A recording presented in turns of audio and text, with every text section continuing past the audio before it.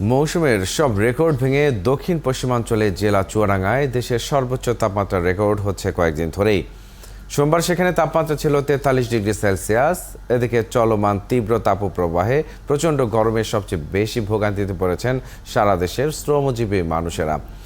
গরমে নষ্ট হয়ে যাচ্ছে শাকসবজির ক্ষেত। চিচিঙ্গা, ধুন্দল, ঝিঙা, বেগুন, করলা, টমেটো, শসা ও মরিচের মতো সবজির ওপর গরমের মারাত্মক প্রভাব পড়ছে। গরম থেকে স্বস্তি পেতে অনেকে ভিড় করছেন শরবত ও জুসের দোকানে। গ্রামগুলোতে গরমের পাশাপাশি ঘন ঘন লোডশেডিং বাড়িয়েছে দুর্ভোগ। এছাড়া দিনের বেলায় রাস্তার লোক কমে যাওয়ায় কমে গেছে রিক্সা চালকদের আয়ও। দর্শক, তাপপ্রবাহের আরও খবর জানবো। আমাদের সঙ্গে এই মুহূর্তে চুয়াডাঙ্গা থেকে যুক্ত হচ্ছেন সহকর্মী এম.এ. মামুন। মামুন, গতকালকেও সর্বোচ্চ তাপমাত্রা ছিল, সে জায়গা থেকে চুয়াডাঙ্গায় নিশ্চয়ই হাঁসফাঁস অবস্থা।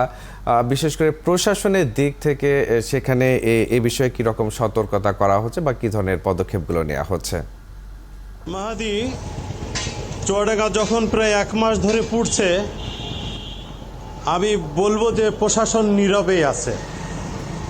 তার কারণ শুধু প্রশাসন নাই, যারা জনগণের পাশে দাঁড়ায়, দুর্ভোগ দেখতে চায় এবং রাজনীতির মাঠে যারা জনগণের সফলতার কথা বলে, জনগণের উন্নয়নের কথা বলে, তারাও মাঠে নেই।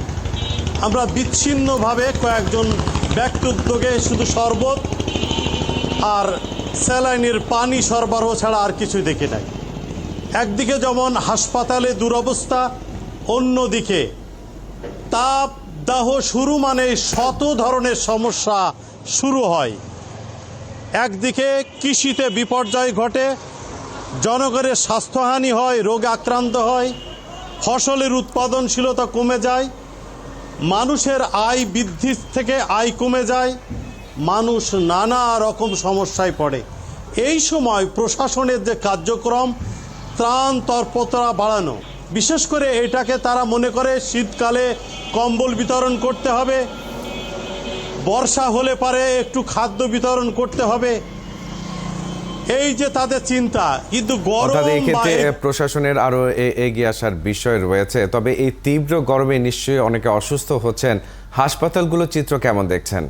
হাসপাতালের চিত্রটা তো খুবই ভয়াবহ, কারণ প্রতিদিনই প্রায় 400-450 রুগী ভর্তি থাকছে, যেখানে 50 বেডের লোকবল দিয়ে, 50 বেডের বেড দিয়ে হাসপাতাল চলছে। 100 বেডে উত্তীর্ণ করা হলেও তার সব ক্ষেত্রে কিন্তু অভাব রয়েছে, পর্যাপ্ত পরিমাণে বেড সংখ্যা নাই, যার কারণে রুগীদেরকে হাসপাতালের বাইরে অর্থাৎ করিডোরে চিকিৎসা নিতে হচ্ছে। তারপরে চিকিৎসা ব্যবস্থা যে সঠিকভাবে হচ্ছে তা না, তার কারণ চিকিৎসকরা সাধারণত প্রাইভেট প্র্যাকটিসে ব্যস্ত।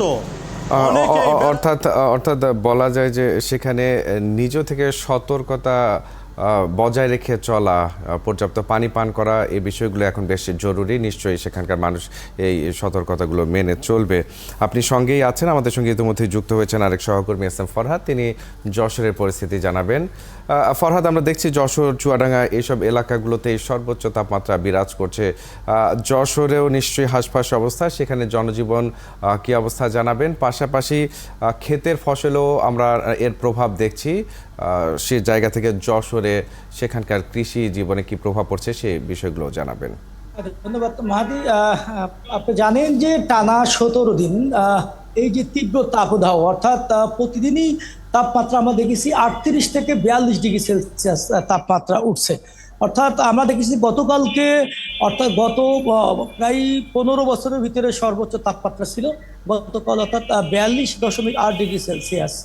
তো এই যে তাপমাত্রা, এই তাপমাত্রার কারণে কিন্তু মানুষ অসুস্থ হয়ে পড়ছে না। যে হসপিটালের কথা বলি, হসপিটালে কিন্তু আমরা দেখি যে হিট স্ট্রোক যে রুগী, সেই রুগীর সংখ্যা বাড়ছে। এর পাশাপাশি ঠান্ডা, গরম জনিত রোগ, ডায়রিয়া এবং জ্বরজনিত রোগীর সংখ্যা বাড়ছে।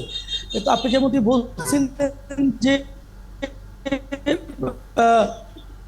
ফসলের কথা, অর্থাৎ আপনি জানেন যে এই মুহূর্তে আসলে ধান কাটা, তীব্র গরম, এই তীব্র গরমে ধানের কোনো রকম ক্ষতি হচ্ছে না। তবে আপনি জানেন যে যশোরের সবজি কিন্তু সারা বাংলাদেশে পাঠানো হয়, সেই ক্ষেত্রে সবজির ব্যাপক একটা ক্ষতি হচ্ছে, অর্থাৎ সবজির যে উৎপাদন সেটা অনেকটাই কমে গেছে এবং সবজি উৎপাদনের ক্ষেত্রে যে খরচটা সেটা কিন্তু অনেক বৃদ্ধি পেয়েছে। অর্থাৎ আমরা দেখেছি যে ভূগর্ভস্থল অর্থাৎ পানি তুলে কিন্তু এখন সবজি ক্ষেত্রে পানি দেওয়া হচ্ছে। এর পাশাপাশি আপনি জানেন যে যশোরের কিন্তু প্রায় 60% রেণুপোনা অক্সিজেন দিয়ে সারা বাংলাদেশে রেণুপোনাটা পাঠানো হয় পরিবহনের মাধ্যমে। অর্থাৎ পলিপ্যাকের ভিতরে যে অক্সিজেন দিয়ে যে মাছটা পাঠানো হচ্ছে রেণুপোনাটা, এটা কিন্তু গরমের কারণে পানিটা গরম হয়ে অক্সিজেন কমে যায়, অর্থাৎ কিন্তু বেশিরভাগ রেণুপোনা মারা যাচ্ছে। এটা কিন্তু রেণুপোনা বাজারে একটা বড় ধরনের ধস নেমে এসছে। এর পাশাপাশি অর্থাৎ বলা যায় যে এই তীব্র গরমে সর্বস্তরেই এর প্রভাব পড়ছে। আপনাকে অসংখ্য ধন্যবাদ যুক্ত থাকার জন্য।